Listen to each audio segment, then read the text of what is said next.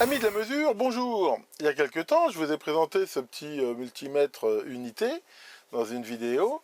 Et afin qu'elle ne soit pas trop longue, la dernière fois, je ne vous ai pas montré une des possibilités très intéressantes qu'il présente, à savoir la possibilité d'envoyer les mesures qu'il fait sur un PC.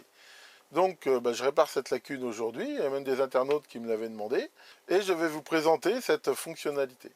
Donc comme je vous avais montré sur ce multimètre, ici on peut voir que sous ce cache, il y a ce petit connecteur et qui va permettre de brancher, comme je vous l'avais montré, cet adaptateur ici où on voit que là il y a un phototransistor et hop, qui va permettre par un couplage optique qui assure complètement l'isolation d'envoyer les données sur un PC et sur un petit logiciel. Voilà, une fois qu'on a installé le logiciel, donc ça fait un petit icône, un logiciel s'appelle Unité V4.01, enfin dans celui qui était livré avec, et on arrive ici sur cette fenêtre.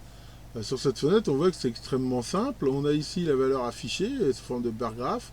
Ici, différentes options et le tableau des valeurs. Et ici, on voit quelque chose d'une vue un peu plus graphique. Alors, une fois qu'on a branché le multimètre sur le port série, on veut faire comme connect et on va allumer le multimètre. Voilà. Et on voit que automatiquement, comme on peut le voir ici, il ramène toutes les mesures. Donc on voit qu'il y a environ, ça fait un petit peu plus qu'un Hertz, je dirais à vue de nez, ça fait 2 mesures secondes, sachant qu'on retrouve ici le numéro, la date, l'heure, et la fonction ici qui est sélectionnée. Bon là j'ai rien de branché, hein, je le tourne comme ça. Alors bien sûr ici le graphique ça ne veut pas dire grand chose quand on fait ce système là. Donc à tout moment on peut refaire un nouvel, supprimer l'enregistrement. On voit qu'on peut choisir combien on veut d'enregistrement, voire sans limite. Et surtout, quelque chose qui est intéressant, ici, on a l'option repeat ou pas. C'est-à-dire, repeat, il ne va pas collecter deux valeurs identiques. Donc ça, déjà, ça va n'enregistrer que les variations. Mais on peut aussi choisir ici la vitesse d'échantillonnage. Imaginons qu'on va regarder la dérive dans le temps d'une alimentation pendant, je sais pas, pendant une heure ou pendant toute une nuit.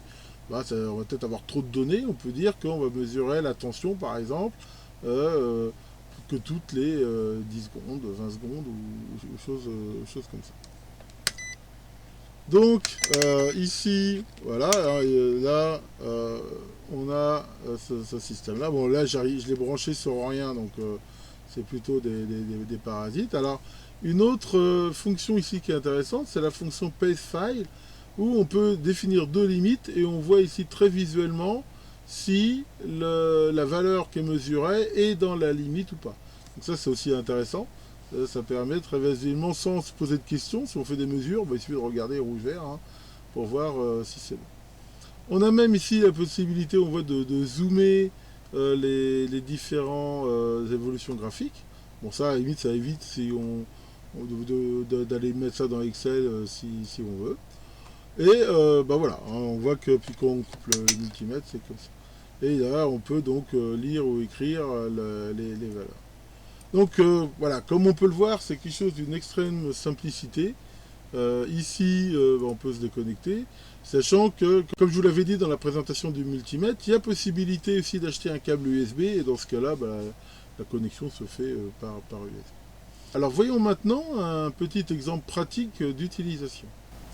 Pour voir un exemple pratique, ce qu'on va faire ici, c'est mesurer un échantillon de 10 résistances à 1% de 10 kΩ, et essayer de voir un petit peu les différences. Je vous avais déjà fait une vidéo sur les résistances chinoises à 1%, et ici c'est une façon en fait d'automatiser ça un petit peu pour la collecte.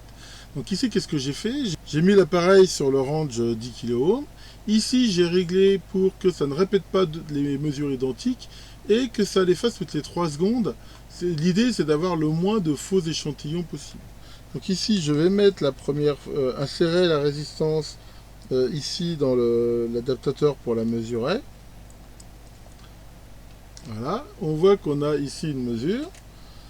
Maintenant, je vais passer ici toutes les résistances.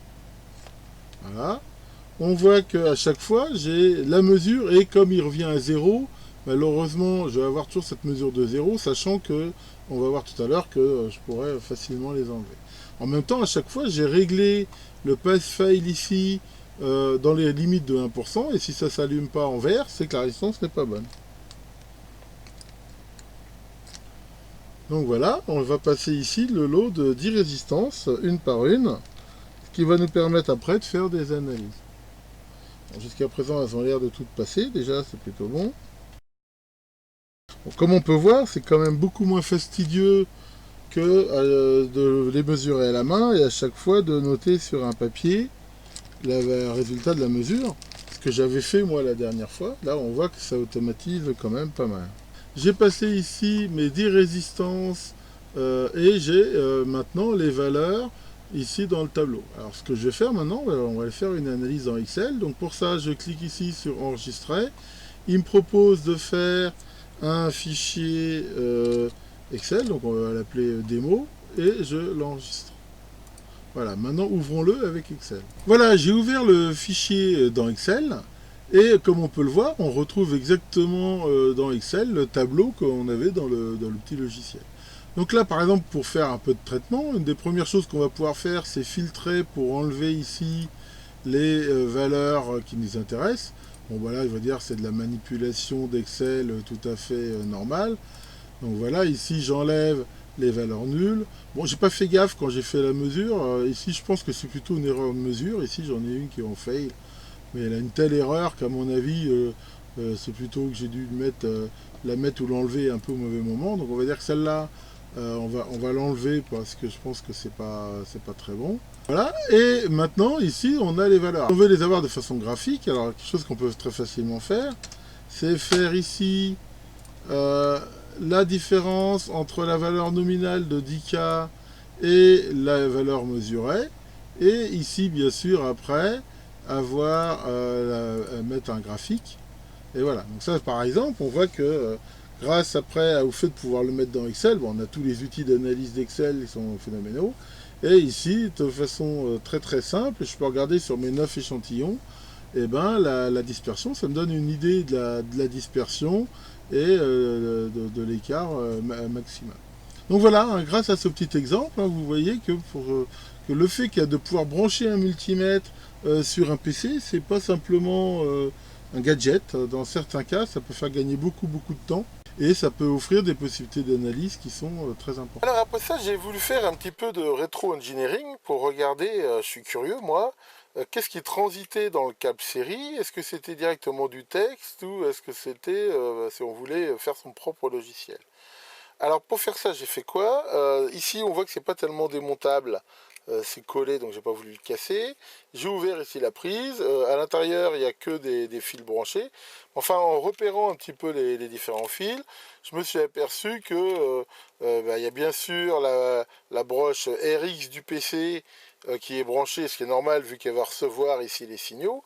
Et comme on peut le voir, ce système ici n'est pas alimenté. Or, pour piloter un port RS232, il faut un signal hein, qui normalement est positif-négatif. Hein.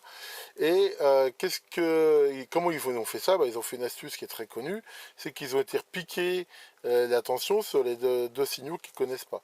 Et ici, si on regarde, il y a TX qui reste toujours dans le logiciel à un niveau qui est bas, hein, et un autre signal qui est lui à un niveau haut, ce qui fait que si on regarde bien, il a la tension positive et négative, ce qui fait qu'ici ils n'ont plus qu'à mettre une petite électronique pour mettre en forme le signal ici lumineux et pour le sortir.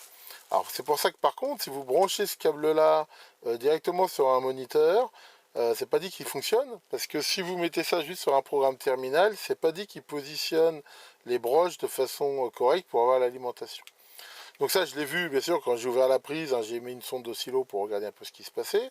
Et après, vu que mon nouvel oscilloscope Keysight a l'option qui permet de décoder du bus série, j'ai fait ici ce petit montage-là qui m'a permis d'alimenter les deux signaux pour le faire fonctionner et de repiquer avec la sonde de l'oscilloscope le signal.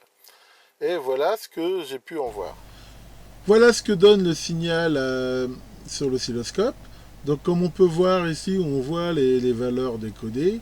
Bon, je vous passe la technique, hein, c'est pas vraiment le but de la vidéo. Ce qu'on peut en déduire, c'est que ce signal, c'est pas de l'ASCII. C'est, on va dire, un format propriétaire qui mélange a priori à la fois du binaire et de l'ASCII, sans doute peut-être du complément à 2. Enfin, toujours est-il qu'on voit bien que ça passe quand même la gamme de mesure, ça passe quand même l'unité qui est mesurée. Mais voilà, ce qui veut dire que si on voulait faire son propre logiciel pour décoder ça, il faudrait sans doute passer un petit peu plus de temps à faire du rétro-engineering de façon plus poussée pour en trouver le code. Bon, maintenant, comme on l'a vu, le soft il est très simple. De toute façon, après, même s'il ne donne pas toutes les données qu'on veut, on voit qu'on peut facilement les retraiter. Donc, je pense que ça peut être aussi quand même une solution. Donc voilà pour cette petite vidéo d'aujourd'hui. Que Bodybodo, le prince des liaisons séries, se réalise vos rêves les plus fous. Et à la prochaine sur ma chaîne.